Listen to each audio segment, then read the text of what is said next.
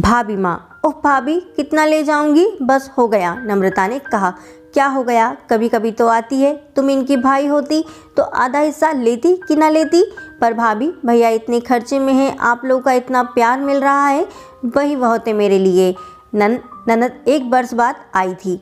सपना ने उसे बेटी की तरह पाला पोसा था। हालांकि सपना की सास कभी नहीं चाहती थी कि बेटी अपनी भाभी के संपर्क में रहे, पर बेटी नम्रता के व्यवहार से भाभी की बेटी बनकर ही रह गई थी। आज 1 सप्ताह रहकर बेटी पुनः अपनी ससुराल जा रही थी।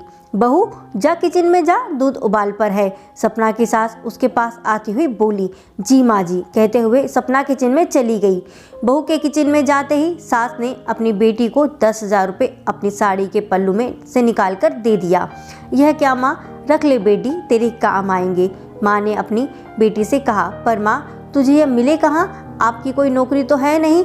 अभी भैया को छुटकी की फीस भी भरनी है, उन्हें ही दे दीजिए, अभी उन्हें इसकी ज़्यादा ज़रूरत है। नहीं बेटी, तुम्हारे पापा मुझे कंगाल छोड़कर नहीं गए थे, रख ले।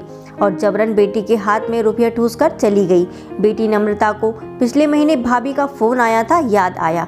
भाभी बहुत परेशान थी, भैया को सैलरी मिली थी और उसमें से 10,000 रुपये घर से गायब हो गए, बता रही थी। उसने कुछ सोचा, बहौले से मुस्कुराई और किचन की तरफ चल पड़ी। अच्छा भाभी, मैं चली। और हाँ, यह 10,000 रुपये अभी सोफे के नीचे मिला। मेरी जूती उसके नीचे चली गई थी, जूती तलाशने में यह भी मिला।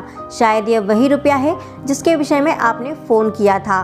सपना की आंखों में आंसू थे। वह सास और ननद की बातें सुन चुकी थी। ननद को अपने आगोश में भर लिया और धीरे से कहा, तू मेरी सबसे बड़ी बेटी है। ननद भाभी दोनों मुस्कुरा पड़ी और सच में जीवन का यही एक सुंदर रूप है। दोस्तों, बदलते रिश्तों की कहानी आपको कैसी लगी ज़रूर कमेंट में बताइएगा। और अगर आपको कहानी अच्छी लगी तो please like, share and subscribe जरूर करें।